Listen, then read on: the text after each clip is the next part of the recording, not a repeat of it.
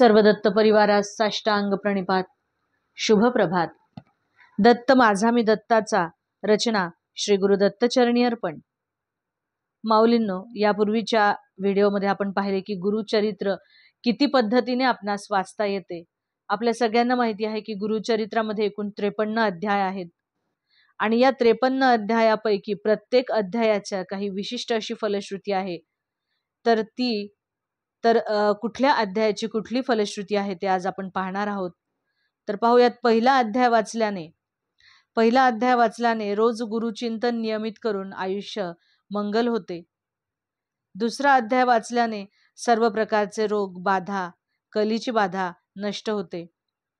तिसरा अध्याय नियमित वाचल्याने सर्व प्रकारच्या व्रतांची पूर्तता होऊन गुरुचा राग शांत होतो. चौथा अध्याय हा स्वतःच्या हिताच्या रक्षणासाठी आणि स्त्रीला छळण्याचा दोष नाहीसा करण्यासाठी वाचावा. पाचवा अध्याय हा ज्ञानाची प्राप्ती करण्यासाठी आणि शारीरिक व्यंग नष्ट करण्यासाठी वाचावा. सहावा अध्याय हा जर आपल्याला विद्येची प्राप्ती हवी असेल आणि देवाचा कोप नष्ट करायचा असेल तर 6वा अध्याय वाचावा. सर्व प्रकारची पापे दूर करण्यासाठी अध्याय 7वा नियमित वाचावा. विवाहाधिक सर्व कार्य सुलभ करण्यासाठी आणि बुद्धिमांद्यांचा त्रास नाहीसा करण्यासाठी 8वा अध्याय नियमित वाचावा. गुरुची कृपा प्राप्त करण्यासाठी आणि सर्व प्रकारच्या कामना पूर्ण करण्यासाठी 9वा अध्याय वाचावा. नवस पूर्ण होण्यासाठी आणि चौर्य कर्माचा आळ दूर करण्यासाठी 10वा अध्याय वाचावा. एखाद्यास वेड लागले असेल तर ते वेड नाहीसे करण्यासाठी किंवा वाचेतील सर्व दोष नष्ट करण्यासाठी 11वा अध्याय वाचावा. दारिद्र्य, दैन्य, दुःख, संकट यांचा नाश करण्यासाठी 12वा अध्याय वाचावा. एखाद्यास पोटाचे रोग असतील तर ते रोग दूर करण्यासाठी 13वा अध्याय वाचावा. सर्व प्रकारचे संकट, प्राणघातक संकट आणि गंडांतर यापासून रक्षण करण्यासाठी 14वा अध्याय वाचावा. 14वा अध्यायास आपण सगळ्यात महत्वाचा अध्याय मानला जातो गुरुचरित्रामध्ये. तीर्थयात्रा सफल होण्यासाठी 15वा अध्याय वाचावा. आदरणीय व्यक्ती, वृद्ध व्यक्ती यांची निंदा, अपमान केली असेल तर तो दोष दूर करण्यासाठी 16वा अध्याय वाचावा. गुरुकृपेचा आणि ज्ञानाचा लाभ करण्यासाठी 17वा अध्याय वाचावा. संपत्तीचा लाभ होण्यासाठी आणि दारिद्र्याचे दहन होण्यासाठी 18वा अध्याय वाचावा. त्रिस्थळी यात्रेचे पुण्य मिळवण्यासाठी, भाग्यवृद्धी होण्यासाठी, पुण्याचा लाभ होण्यासाठी 19वा अध्याय वाचावा. 20वा आणि 21वा अध्याय दोन्ही अध्याय एकत्रित वाचावे. जर होत असलेली संतती टिकत नसेल, संततीच बाधा असल्यास ती बाधा दूर करण्यासाठी आणि संतती जगविण्यासाठी 20वा आणि 21वा हे दोन्ही अध्याय एकत्र वाचावेत. एखाद्या स्त्रीस जर पुत्र होत नसेल तर वांझपणा दूर करण्यासाठी किंवा बाळंतिणीला चांगले दूध येण्यासाठी 22वा अध्याय वाचावा. पिशाच्च बाधा नष्ट होण्यासाठी आणि राज्य मान्यता मिळण्यासाठी 23वा अध्याय वाचावा. मनःशांती मिळण्यासाठी, मनामध्ये असलेले भ्रम दूर करण्यासाठी, वैचारिक गोंधळ दूर करण्यासाठी 24वा अध्याय वाचावा. दुष्ट लोकांचा, अपात्र लोकांचा संपर्क आणि दुष्परिणाम टाळण्यासाठी 25वा अध्याय वाचावा.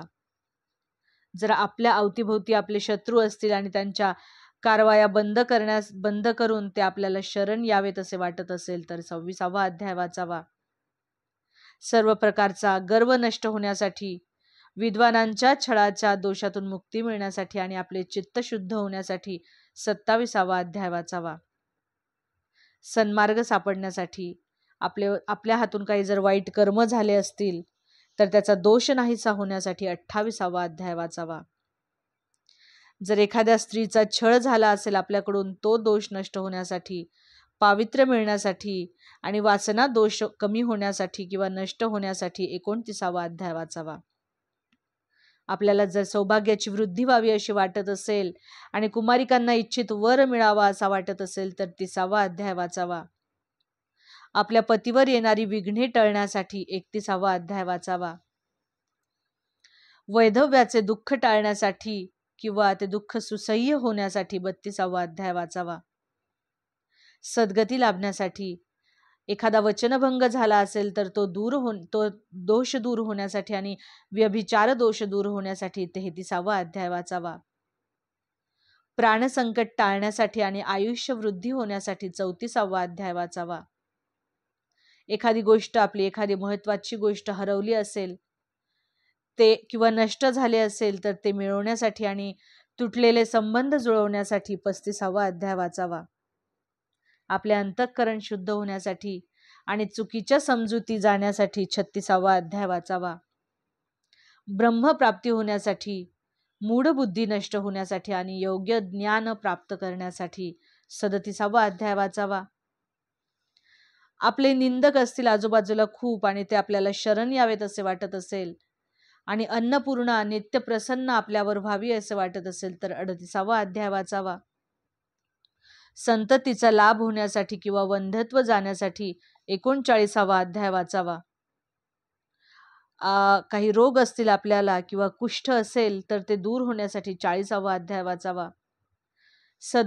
आपल्या गुरूंची प्राप्ती व्हावी अशी वाटत असेल आणि सन्मार्ग सापडावा असे वाटत असेल तर 41वा अध्याय वाचावा.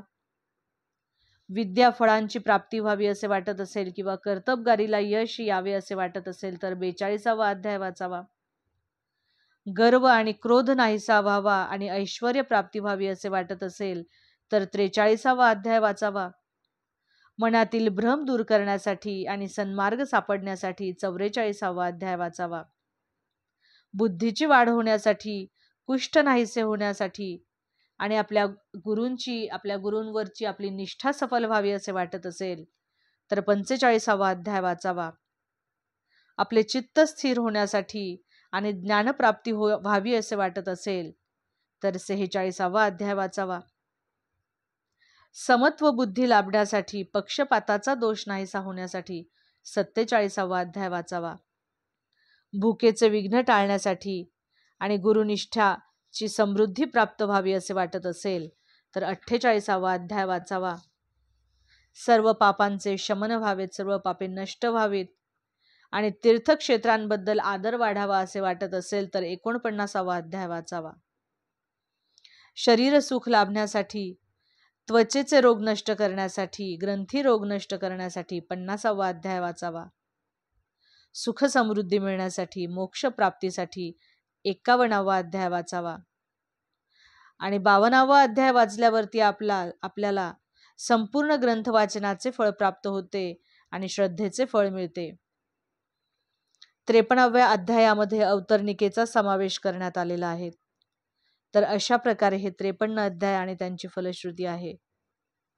अवधूत चिंतन श्री गुरुदेव दत्त. दिगंबरा दिगंबरा श्रीपाद वल्लभ दिगंबरा.